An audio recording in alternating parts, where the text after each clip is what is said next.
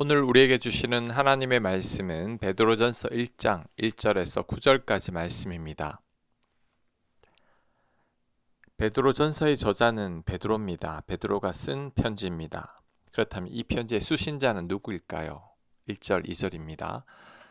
예수 그리스도의 사도 베드로는 본도, 갈라디아, 갑바도기아, 아시아와 비두니아에 흩어진 나그네, 곧 하나님 아버지의 미리 아심을 따라 성령이 거룩하게 하심으로 순종함과 예수 그리스도의 핏부림을 얻기 위하여 택하심을 받은 자들에게 편지하노니 은혜와 평강이 너희에게 더욱 많을지어다. 아멘.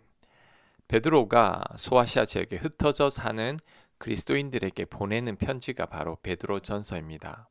그렇다면 왜 이 편지를 기록했을까요? 환난과 핍박 가운데 있는 그리스도인들을 위로하고 격려하기 위해서 이 편지를 기록했습니다.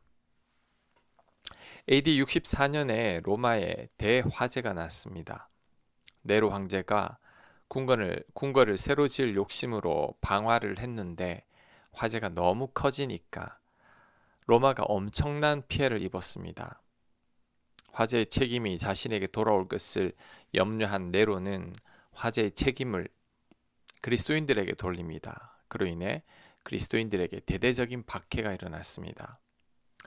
그리스도인임이 밝혀지면 고문에서 다른 그리스도인들의 이름을 대게 했고 이름을 대지 않으면 죽였습니다. 고문을 못 이겨 다른 그리스도인의 이름을 대면 그들도 찾아내어 고문하거나 죽였습니다. 그래서 당시에 그리스도인이 된다는 것은 곧 죽는다는 것을 의미할 정도였습니다. 이런 그리스도인들을 격려하고 위로하기 위해서 기록한 편지가 바로 베드로 전서입니다. 그래서 베드로는 부활을 강조합니다. 죽으면 끝이 아니라는 거죠.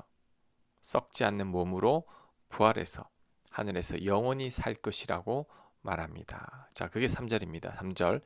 우리 주 예수 그리스도의 아버지 하나님을 찬송하리로다.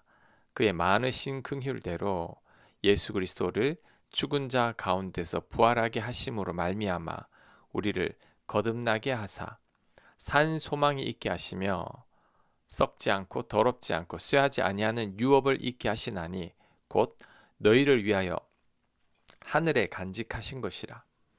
너희는 말세에 나타나기로 예비하신 구원을 얻기 위하여 믿음으로 말미암아 하나님의 능력으로 보하심을 받았느니라. 아멘. 자, 부활과 영원한 유업을 얻을 것이고 결국에는 구원을 받을 것이라고 말합니다. 그러니 환난을 견뎌내라는 거죠. 또한 베드로는 고난과 시험으로 말미암아 금보다 더 귀한 믿음을 가지게 되어서 예수님께 칭찬과 영광과 존귀를 얻게 된다고 말합니다. 6절. 그러므로 너희가 이제 여러 가지 시험으로 말미암아 잠깐 근심하게 되지 않을 수 없으나 오히려 크게 기뻐하는도다. 너희 믿음의 확실함은 불로 연단하여도 없어질 금보다 더 귀하여 예수 그리스도께서 나타나실 때에 칭찬과 영광과 존귀를 얻게 할 것이니라. 아멘. 자, 오늘 말씀은 우리가 고난과 시험과 환난 가운데 있을 때 어떻게 대처해야 하는지에 대해서 두 가지를 알려주고 있습니다. 첫째, 고난과 시험과 환난 가운데 있을 때 하늘의 소망을 두어야 합니다.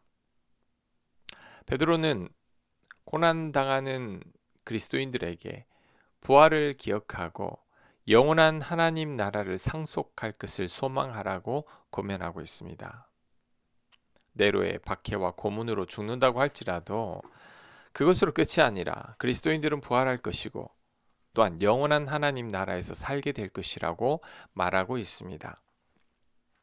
그 소망을 품고 고난과 환난을 견뎌내라는 거죠. 우리도 이런 소망을 품어야 합니다. 고난과 환난을 이겨내게 하는 것은 소망이죠. 지금은 죽을 만큼 힘들어도 시간이 지나면 다 괜찮아질 것이라는 소망이 있으면 그 어떤 고난도 견뎌내죠. 이 또한 다 지나가기 때문입니다. 하지만 소망을 잃어버리게 되면 우리는 더 이상 살아갈 수 없게 됩니다. 자살이 무엇이냐 하면 내일이 오늘보다 더 낫다는 소망을 잃어버린 거죠.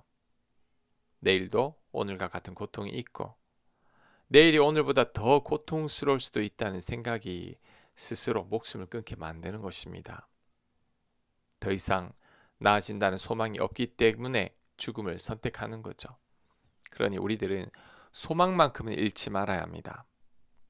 우리들이 아무리 힘들어도 내일은 점점 더 나아질 것이라는 소망을 가져야 합니다. 믿음, 소망, 사랑, 이 세 가지가 다 중요한데 특히 소망은 우리로 하여금 고난과 환난과 시험을 견디게 합니다. 소망이 있는 자는 절대 넘어지지 않습니다. 그리고 우리들은 이런 소망을 마음껏 가져도 됩니다. 왜냐하면 하나님께서 우리를 돌봐주시기 때문이죠. 우리를 사랑하사 아들까지 주신 하나님께서 왜 우리가 잘못되게 하시겠습니까? 게다가 예수님은 우리를 위해 죽기까지 하셨죠. 세상 끝날까지 우리를 떠나지 않겠다고 하셨습니다. 지금도 우리 안에서 우리를 돕고 계시죠. 그러므로 우리들은 절대 망하지 않습니다. 그러니 절대 포기하거나 낭망하지 말아야 합니다. 그리고 또 한 가지 더 기억해야 할 것은 우리가 넘어지고 망하는 것을 하나님께 허락하지 않으십니다. 왜냐하면 사랑하는 자녀가 절망하는 것을 하나님 아버지도 원치 않으시기 때문이죠. 그러니 우리들은 고난과 환난 가운데 하나님께만 소망을 두기만 하면 됩니다. 그러면 하나님께서 우리를 반드시 책임지십니다. 시편 55편 22절입니다. 네 짐을 여호와께 맡기라. 그가 너를 붙드시고 의인의 요동함을 영원히 허락하지 아니하시리로다. 아멘. 자, 하나님은 의인의 요동함을 허락지 않으십니다. 우리가 요동치고 싶어도 하나님께서 허락하지 않으시니 요동치지 못하는 거죠. 그러니 우리들은 하나님께 대한 소망만 잃지 않으면 됩니다.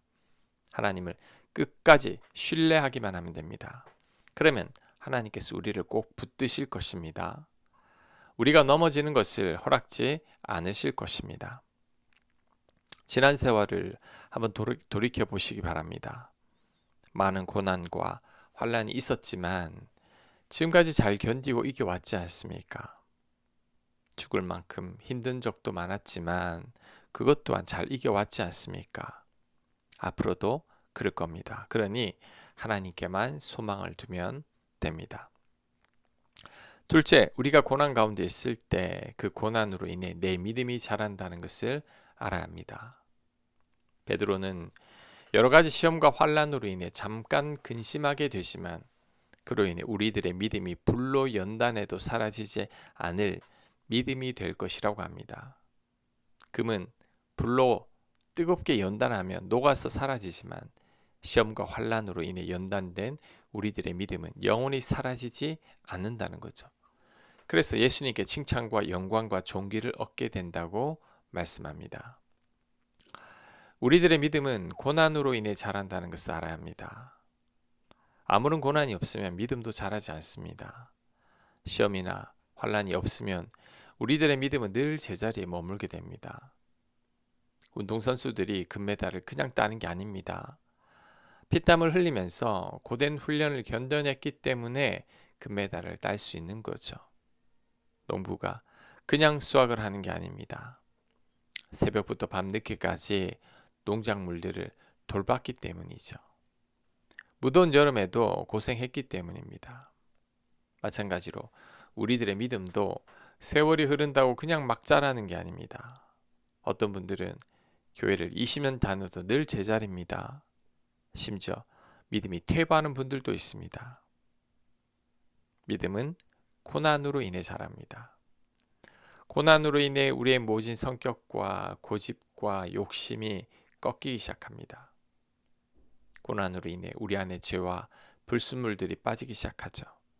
그래서 하나님 뜻에 맞는 사람으로 조율됩니다. 결국 순수한 믿음을 가진 자로 성장하게 되는 거죠. 고난은 나를 위한 업그레이드입니다. 야곱의 완고함과 잔꾀는 고난이 없었다면 절대 사라지지 않았을 겁니다. 야곱이 많은 고난을 겪으면서 완고함이 꺾이고 잔꾀를 포기하고 하나님만 바라보게 된 거죠. 고난을 통해 믿음의 사람 야곱이 된 겁니다. 특히 우리가 믿음으로 살려고 할 때 고난이 다가온다는 것을 알아야 합니다. 하나님 말씀대로 살지 않다가 하나님 말씀대로 살려고 하는 그 자체가 바로 고난이죠.